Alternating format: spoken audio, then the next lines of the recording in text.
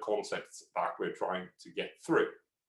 So the first thing that I wanted to highlight is basically what is it that we're actually doing when we're doing machine learning. So we are doing inductive inference. So inductive inference is defined as we go from something specific to the general, where we make observations, and from these observations we try to build some form of generalization or a theory. So if we look at that in terms of machine learning, so let's take a really simple example that we'll come back to several times. So this here is some data that we've seen, and this is the specific. So what we now want to do is that we want to take this and extend this to something general.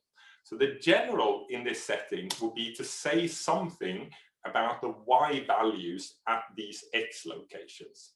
That's the general. So now there's many ways of doing this. So something that we'll come back to are these two explanations of this. So the most general thing here would be, of course, to fit a function. So now I've got a blue and a green function. Both of them go exactly through the data. They're both equal explanations of the specific, but they are different explanations of the general. And now the question is, how can we balance that somehow? So this is something that's true, not just in machine learning, but basically in every possible science there is, basically potentially except for math.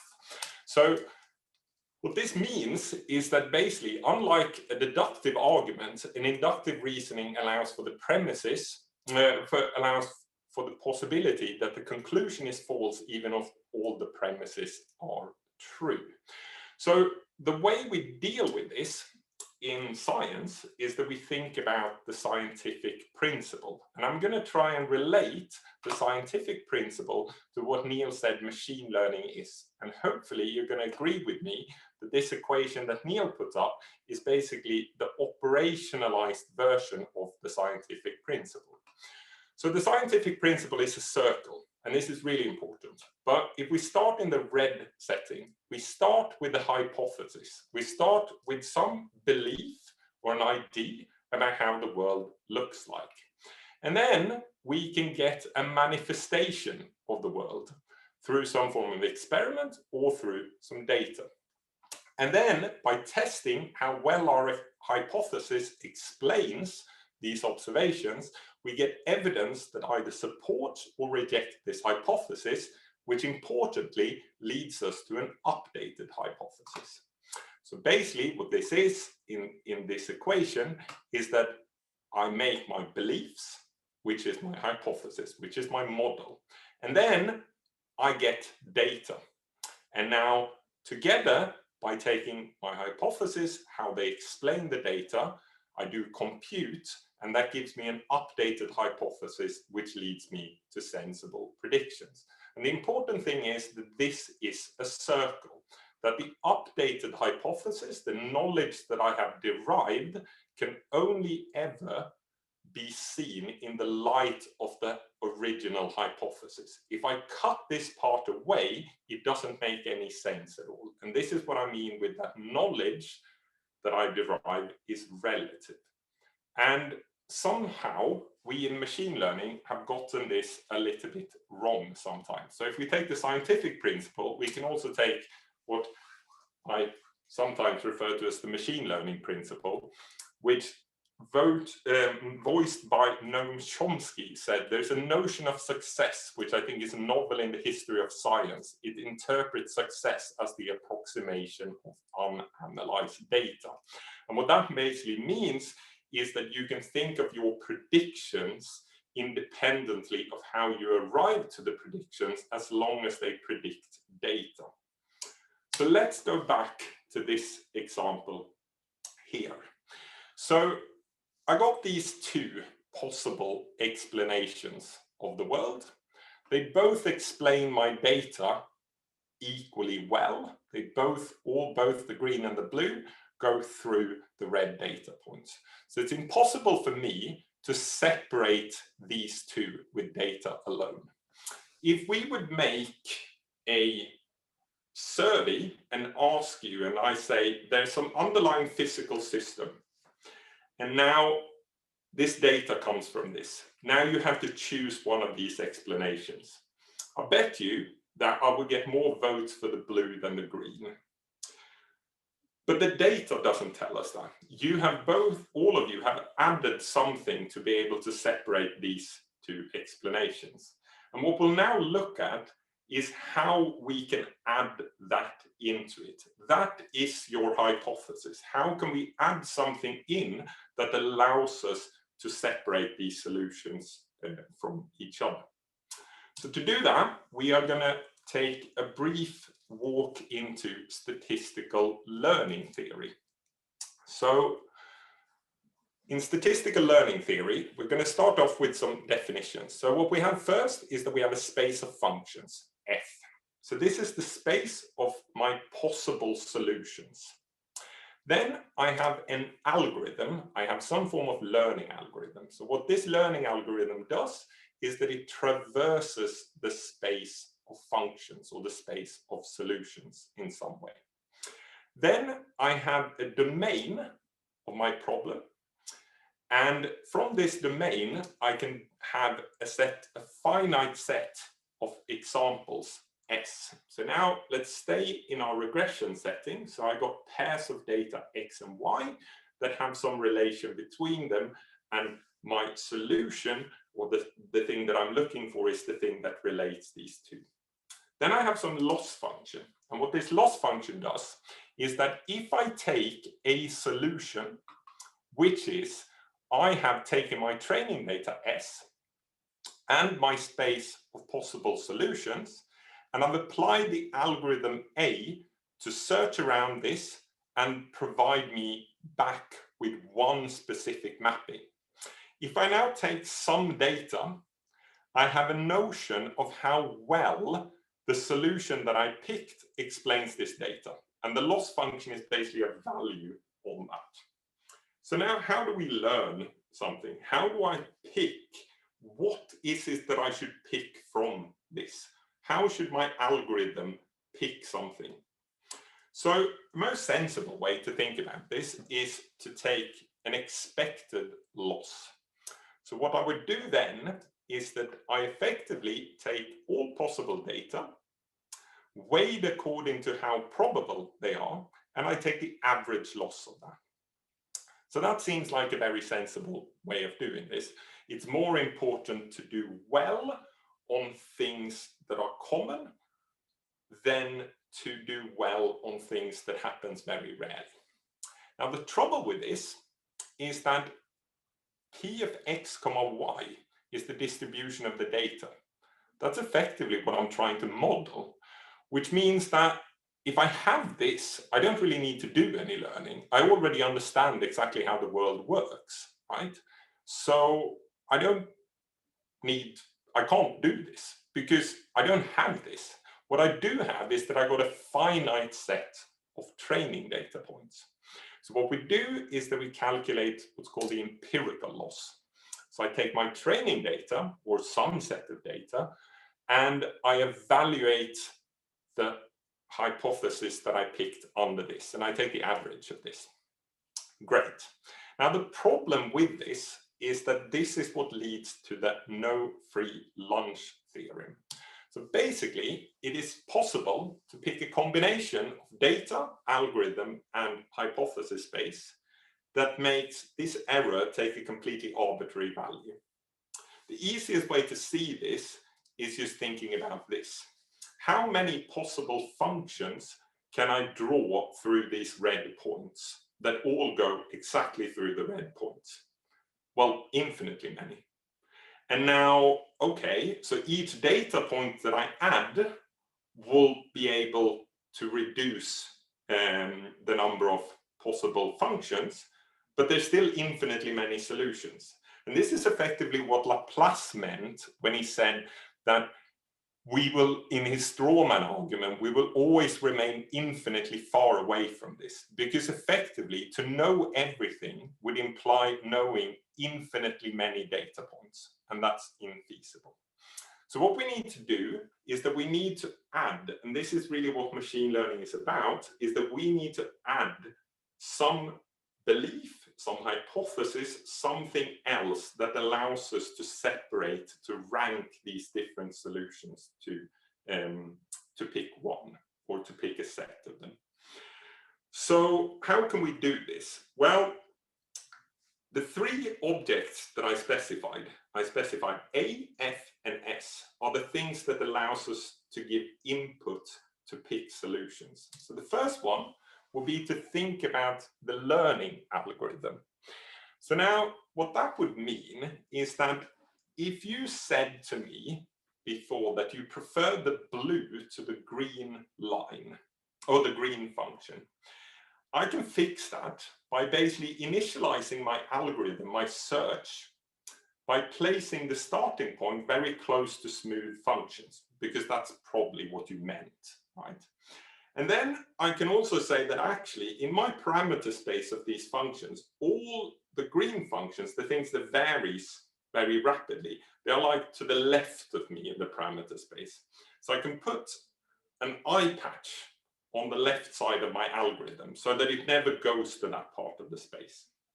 Then maybe also all the quickly varying functions in this parameterization is of the type so that if I change the parameterization slightly, I get a massive change on the output. So that would mean that the error landscape of the loss function would have these very narrow, small minimas. So now I like to think about that as I give my algorithm clown shoes, because if I give it clown shoes, it will never ever be able to fall into this minima. So now I try to make fun of this because I think it is something that is not the best way of inputting knowledge into a system. However, this is probably the most common way of how we do it at the moment. So most of the deep learning revolution has happened by placing knowledge into algorithms. So then the next thing you can do is you can change your data set. So you can add data so that you specifically by adding data excludes functions that you don't want. So we can take, for example, if you have an invariance in the data, you know that you want a solution that's invariant to something, but the data itself doesn't manifest that invariance. So you can take the example of, I have a photo album, and now I know that I want the function that I learned, say a classifier, to be invariant to rotations of the image. What I can now do is I can take every image and I can rotate them. Now add the data point specifically so that they will make separate the functions that I don't want will no longer have the same error that doesn't encode this invariance. And the last thing that you can do is basically specifying knowledge over the hypothesis space itself to actually directly formulate these are the types of solutions that I like. So now this is quite hard. It's actually probably the hardest thing to do. And it also feels a bit weird because it feels like a chicken and an egg problem. You're basically saying, this is the solution that I'm looking for. Now solve this thing and give me the solution that I'm looking for. It feels a little bit weird. How do you actually start in this? And this is actually a manifestation of the scientific principle itself to me. Because the nice thing about this, it's a circle. Where does the first hypothesis come from? Well, I don't know. It doesn't, right? This here is that we make an assumption, we do an experiment, we get an updated assumption, and then it goes back and back on itself, right? So now actually specifying our knowledge over the hypothesis space is also specifically relevant in the setting that we're working on, because what we want to study is physical systems. And now that means that a lot of the hypothesis space, the possibilities that we're looking at, is something that people have worked on for decades, right? And we want to exploit that knowledge and already be able to get a head start by adding the knowledge that people have already developed. Cool. So then there's the next thing, which I alluded to a little bit, and that is data, right? So let's now say that I ask you that this here is a manifestation that you haven't seen because there's no data, that this is generated by some system, give me a hypothesis. Well, whatever, right? I don't know what this is, so any function can fit in here. As soon as I give data points, I exclude infinitely many solutions, but there's still infinitely many possible solutions. Now, the more data I get, I exclude more and more, but there's still infinitely many solutions left. So now I like to draw a graph, which is, if you know what a Pareto front is, this is what I'm trying to show. So I'm trying to show how data and assumptions or beliefs or hypotheses actually combine together. So on the x-axis, we have volume of data. So at the bottom here, I am in a scenario where I've seen everything that has ever happened, right? And that can ever happen. Now, in order to solve a problem, so on this front, you solve the problem, right? You have enough knowledge to solve the problem, either from data or from assumptions. Now, if you're in this place here, it's not a machine learning problem, because the only thing you need to do is enumerate all the data that you have. If you see something new, you know you've seen this before, which means you can do predictions without having any modeling. Now, on the other side here, that means you have no data whatsoever. Now you need incredibly strong beliefs in order to reason. Now, machine learning is the thing Neil said, model plus data compute gives predict, is the thing that sits somewhere along this. And what we're always trying to do as machine learners is push ourselves up this slope. Because the thing that's expensive, and this is especially true when we work in the physical world, is data. Data is scarce. We often don't have particularly much data. We like to believe that we're in this scenario. A lot of the machine learning that we're excited about possibly is somewhere down here. The things such that we see, image classification and so forth. But most real problems, you're not in that data regime at all. We have very small volumes of data. And data is the thing that's also expensive to compute. So what we want to do is we continuously want to develop algorithms that push us up this way. And that means we need to, and what we're going to try to do over the next couple of weeks, is to provide you with better handles to input assumptions, because there is a lot of knowledge around and we should try and exploit as much as humanly possible of that. Cool. So if you now then believe that hypothesis, knowledge, beliefs is something that we need to input into a model, how do we then encode these? Well, we're going to encode these as probability distributions. So what this means is that when we parameterize a system, we parameterize it using variables. Now, our variables are not deterministic, so they don't take values. What they follow is distributions. They're called random variables. So the way we should read into this is that I have a variable x, which is random according to this distribution. Now, what that means is that my belief in that x takes the value 2 is this. That's how we should interpret these. Don't think about this as a frequency, just think of this as a degree of belief. So now that's how we encode belief, and then we are going to build our models using these random variables. Now, to manipulate them, we just need to use the two rules of probability. P of y, or the sum rule, which means you can sum out a variable, and the product rule. That's it. From these two rules, everything follows. And now we have a competition in this lecture series, and that is how many times can we mention Laplace, And I think Neil is ahead about 4-1 at the moment. So I'm going to even this and make it 4-2. So Simon Laplace said this in French, and if you translate it, it becomes this.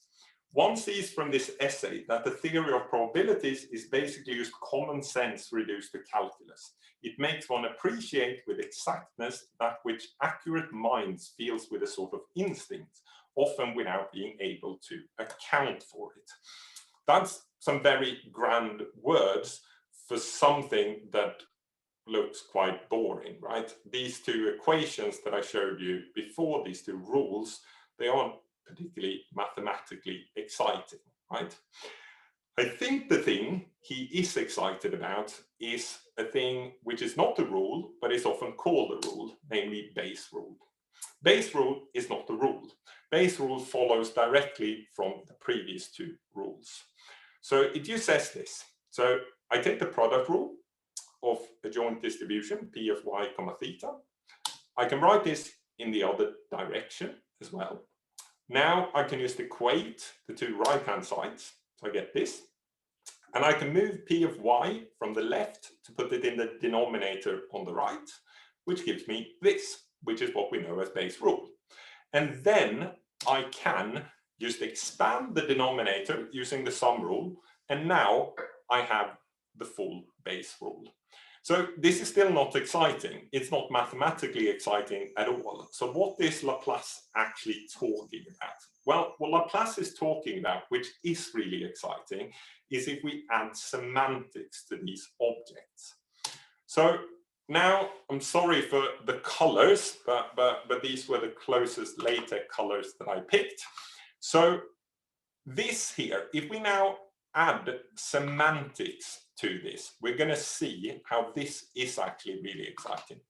So the blue term is my likelihood. So say that y is actually the measurements or how I can measure the world.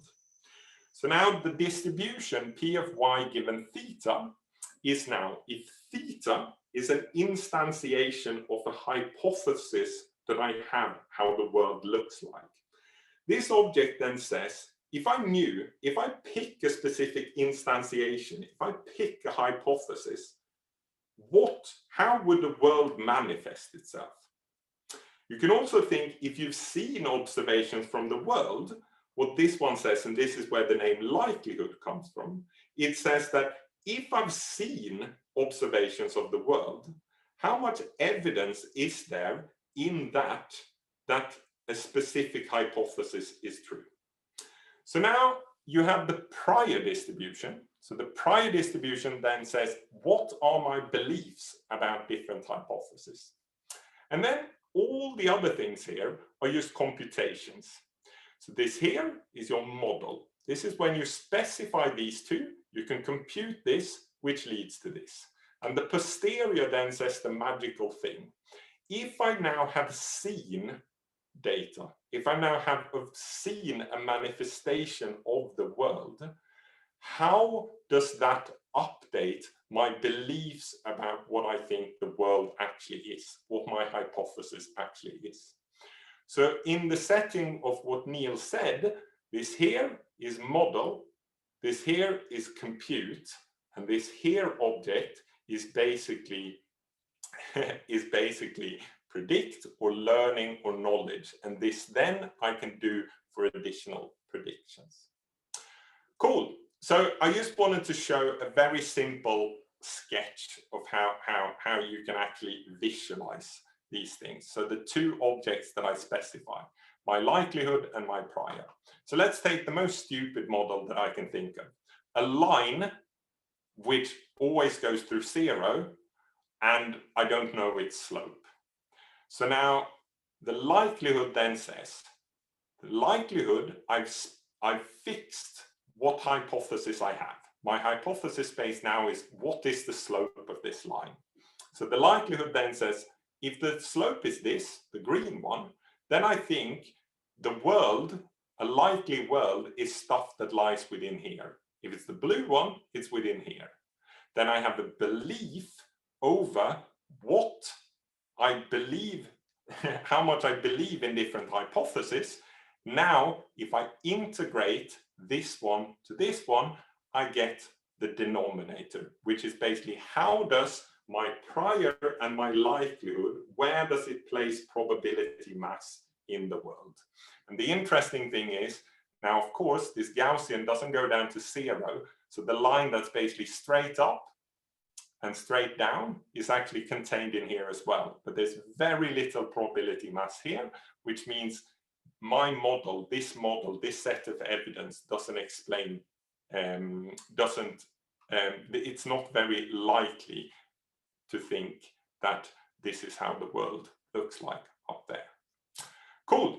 So now, hopefully, if I've managed to motivate that we are gonna, there's a need to input knowledge, to input beliefs into our systems, and there's a need to account for uncertainty, then we're going to do over the next 3 lectures, we are going to basically do the basics, where we're going to set up the machinery and operationalize this. And then after that, we're actually going to apply it.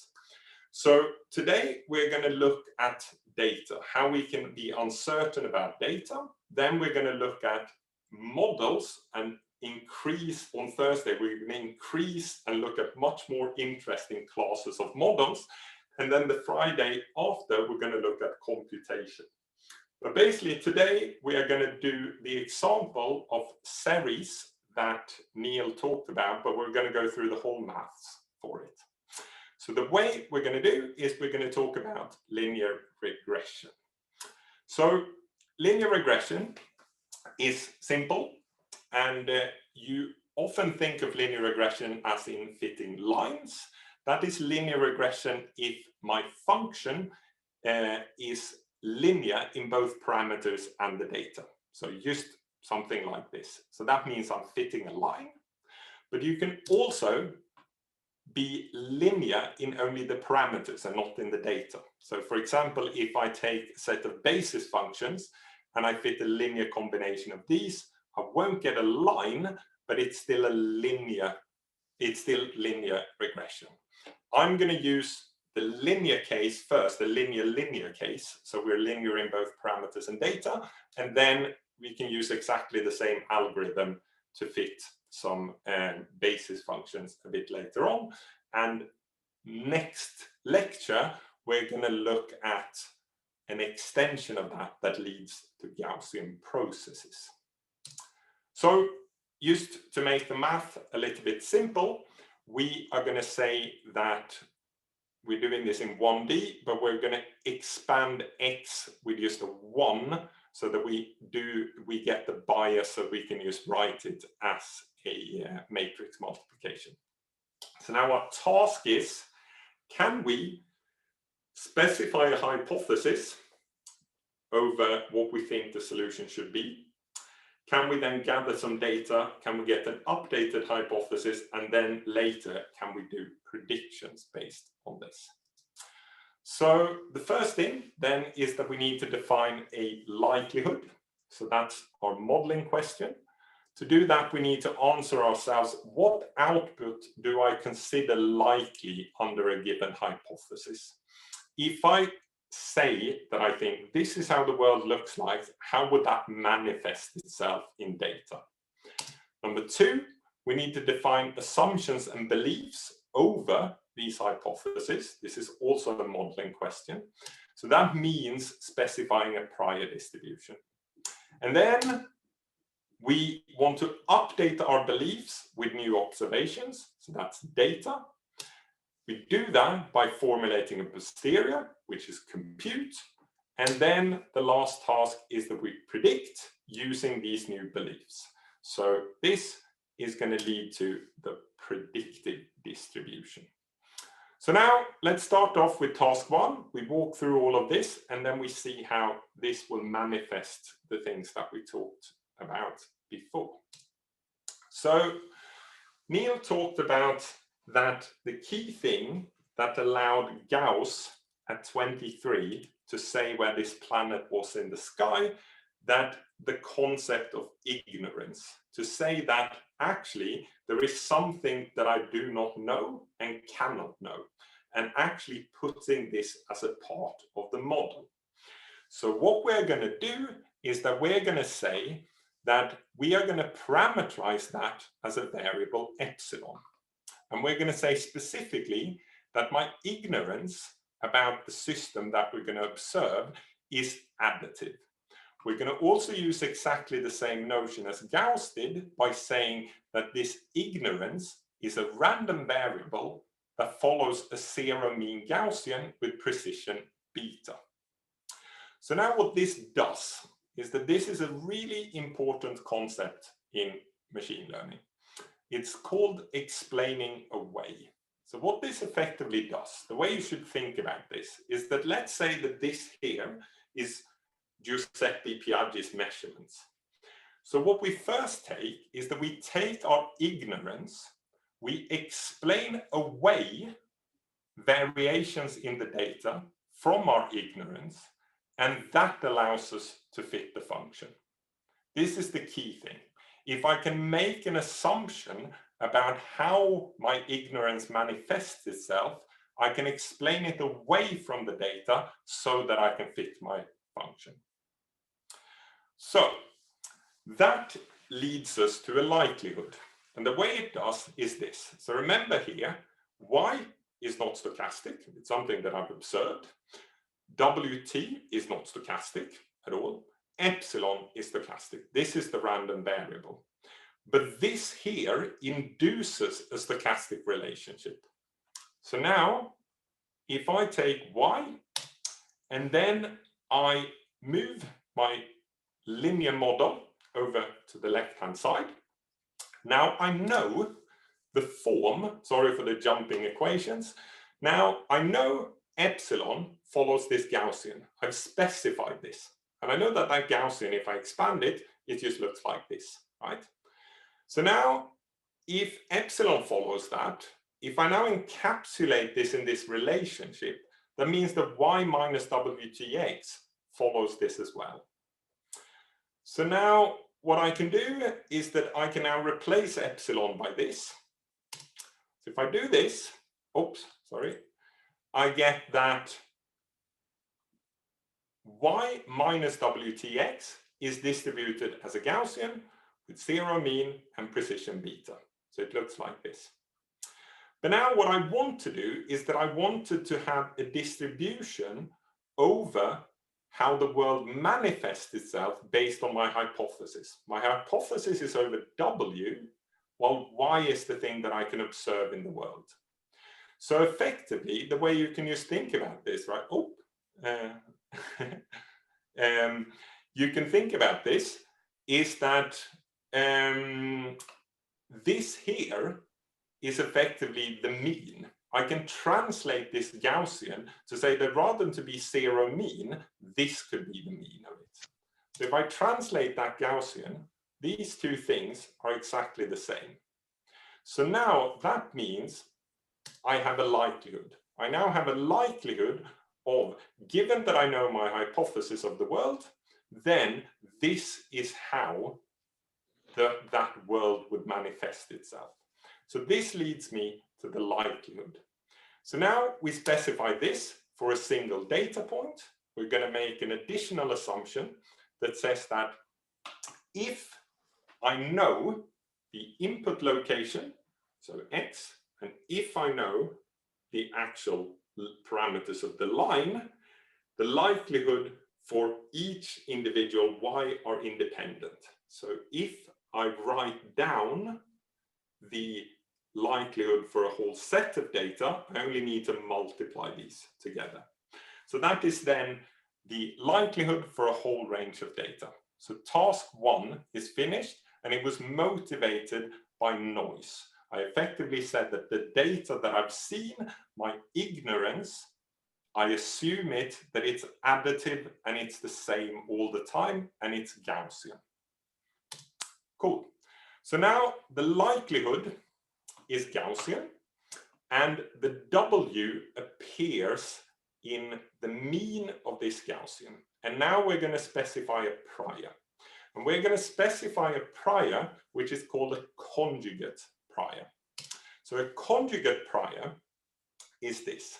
So what a conjugate prior means is that if my prior is in a specific form, now by doing Bayes' rule together with the likelihood, my posterior is of the same functional form as the prior. So that means for now that the conjugate prior for the mean of a Gaussian is also a Gaussian. So what that means is that if I specify this prior, my posterior will have exactly the same form. It's also going to be a Gaussian. So now how do you motivate this? This seems a bit strange in one way. So there's many ways of thinking about it. One philosophical argument is going back to the scientific principle, to the circular argument. So if I think that I put an hypothesis, I do some experiments, I get the posterior. Now the posterior is my new hypothesis. So the next time I reason, that should go in and become my prior. Now, if I don't use a conjugate prior, my posterior might look completely different functionally from my prior.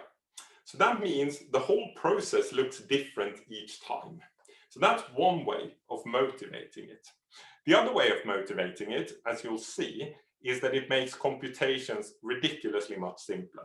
And that's the reason why I'm using it in this case, because I want to get away from computations at the moment so that we can actually see the realization of this as we can do everything in closed form. So basically, the posterior is now Gaussian like this. So now I want to compute this. And because I know that in order to compute this, I would have to do Bayes' rule, which implies multiplying these two and solving this annoying integral. This integral is generally going to be very tricky. And you can kind of get an intuition of why it's tricky, because what it's effectively doing is that it's testing every possible hypothesis according to how I believe them and see how they manifest itself. You saw that image where I took and generated that integral by basically picking all these things and adding them up together. This is generally hard. But if this thing here does not contain W, this here is a distribution over W. Now, because I know the form of this, the only thing this does here is to normalize this distribution. So what I can do is I can multiply these together, and then I can just identify the terms on this side and normalize it because I know its form. So there's a worksheet associated to this lecture where I do exactly this derivation. It's quite nice to have seen it, but it doesn't make any point of showing it over Zoom. So it's better that you look through this for yourself. But it's quite good to have done this once or twice with conjugate priors. So that leads to a posterior distribution that looks like this. Look at this and justify to yourself what it actually means. There's a couple of slides in the appendix that tries to reason about some extreme cases of this and tries to justify it. So if we now pick a prior, I'm going to say I have a zero mean prior with precision alpha. That means a posterior distribution that looks like this. So now this is my updated belief over W after having seen data, where this was my prior belief. Everything to the right of the conditioning line is fixed. If I see some data X and Y, I know this. I have specified alpha because that's my belief before I see data. And in this case, we specified beta, which was how much noise there was in the degree of my ignorance, so that specified epsilon. So I have everything on the right-hand side, which means I can compute this distribution. So what we're going to do now is that we're going to simulate this. So we're going to take some data that is one-dimensional, it has a intersection of -0.3 and a slope of 0.5, and I've added this noise that has a variance of 0.2, and I have a very broad prior that has a variance of square root of 2.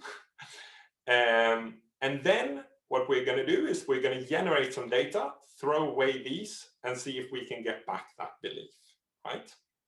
So we can show this by starting off exactly like this. So now this here is my prior.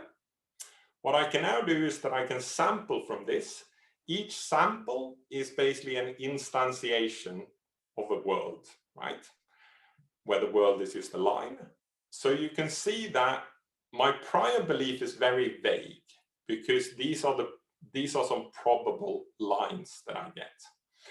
And now we will draw data points, and we will start seeing how our posterior changes and how our updated belief changes. So now this is initially what I had. So we see one data point. We can see that the posterior changes in 2 ways. So the first thing it does is that the entropy of it gets smaller. So it now says, oh, that means I've learned something. My belief is now smaller. There's less things that I think are probable. It also tilted, which means that it's figured out that there's a correlation between the slope and the intersection of the line, which makes perfect sense, right? If I want to have a data point that explains that, a line that explains that data point well, if I would pick, for example, a massive positive slope, that would give me, that would also alter the intersection. Now we can start seeing more data, and we will see how eventually this thing gets tighter and tighter, and -0.3, 0.5. It starts ending up somewhere close to what we had before.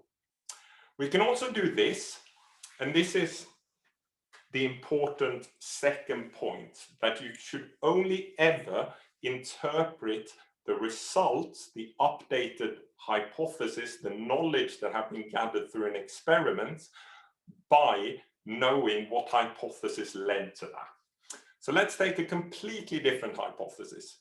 Now I have a hypothesis of lines that I'm much more certain about. I think it looks like this, so all the lines go down this way. Now we're going to see the same data. So I see one point, and it says like, cool, I can make that point and make lines with negative slope. Fine. I see 2 points, and it's going to say, yeah, I really believe, you know, this data I'm still going to think that there's negative slopes here. Now when we get the 3rd point, the data starts taking over. And now eventually I'll get to that point. So now, what I wanted to get to with this was to come back to this graph. We're doing a very, very simple problem here. We're fitting lines in 1 dimension using 15 data points or whatever it was. This is basically being somewhere down here. And we've basically specified a mechanism that says, you know, eventually, if I just have enough data, you will overwhelm the previous, your prior. Effectively, after a while, your updated belief is mainly going to come from data. But actually, most problems are not going to be this trivial. Most problems are going to be, you are now fitting a function that is incredibly high dimensional, and you got less data points than you got dimensions. Now, you're much more in this setting. So now let's take the closest thing we can get to that. Let's take 2 data points. So this here was the second example, and this here was the first. This one had the 0 mean prior that was very wide, and this one had the prior here. These 2 explanations of the world are fundamentally different. This one says that pretty much, I really believe that the slope is positive. This one says, you know what, I've seen this data, the slope is super negative. That's just how it is. All slopes are negative. So it's very, very important, because this is the domain that we're continuously in, that when you see these results, you always have to question, where did they actually come from? And they always come from a prior assumption. Otherwise, as the no free lunch says, if you haven't made, I can come up with an arbitrary solution to this. Cool. So then I'm going to quote Neil. I've used this quote for a while. I think he said this at one point.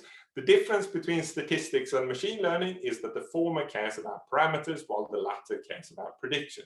So if we did statistics up till now, let's do the last step and actually do prediction. Turns out this is super easy.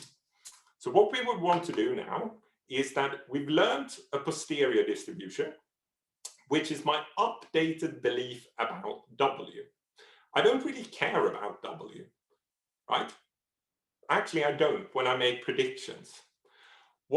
So the way I do prediction is that I take all possible hypotheses weighed according to how much I believe in them after having seen data, and then I chuck them through the likelihood. I take an average of that. That gives me the predictive distribution, the distribution that doesn't contain a W, but actually it contains all the information that I've learned about W.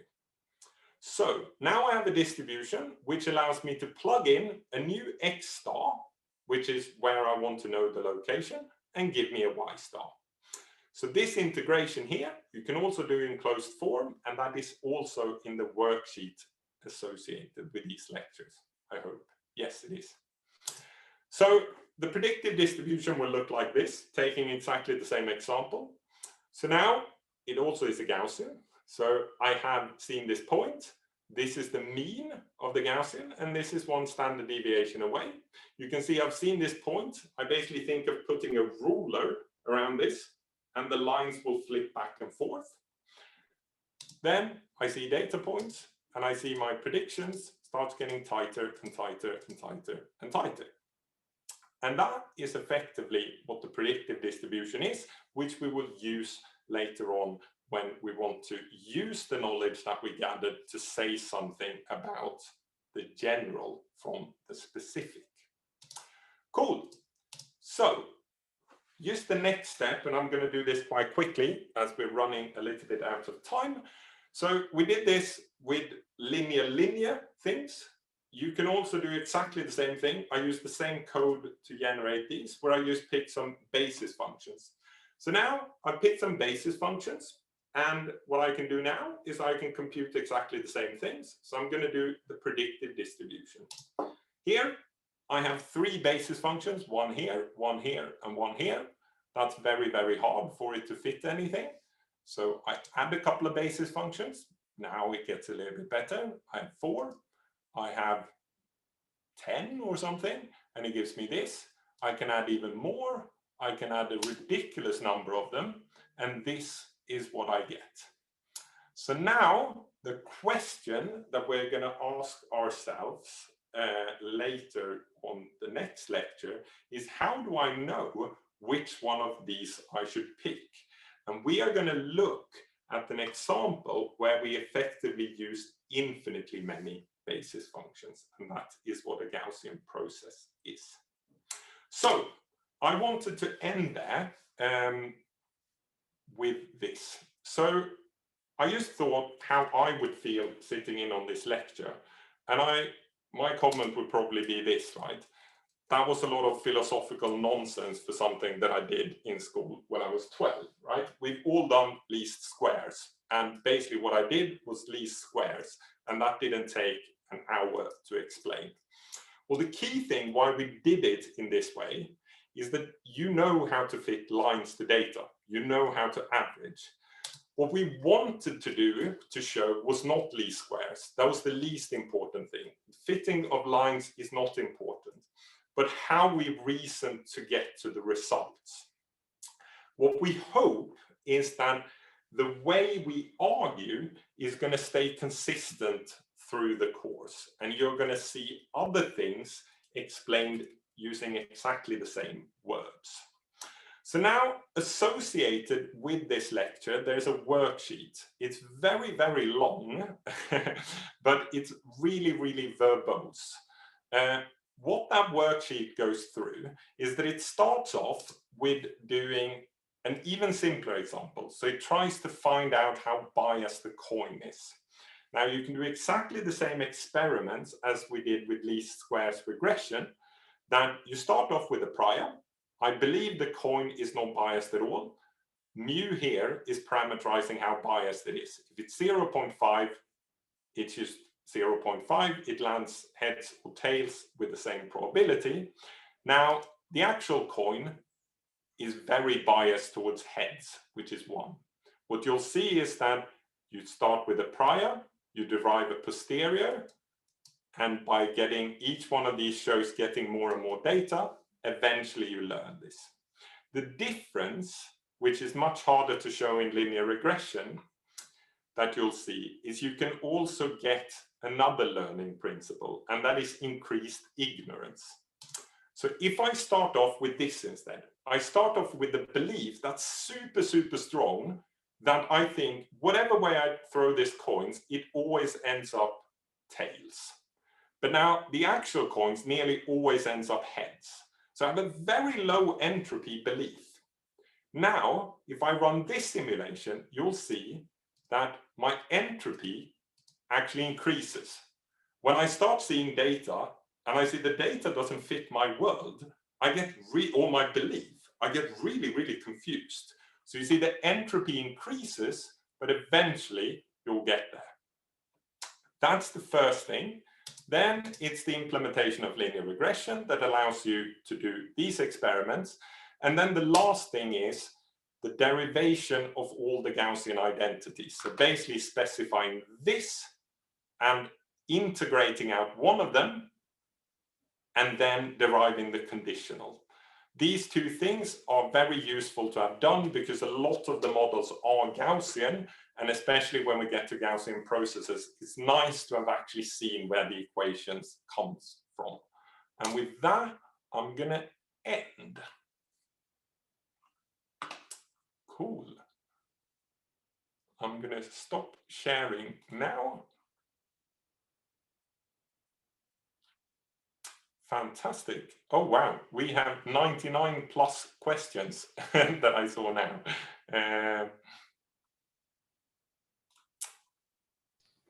That was great. It's a good question, Ashwin. Do we start 5 past and run 50 minutes or run for the full hour? Sorry, that wasn't to the way with the lecture. Yeah, we should look at that. Yeah.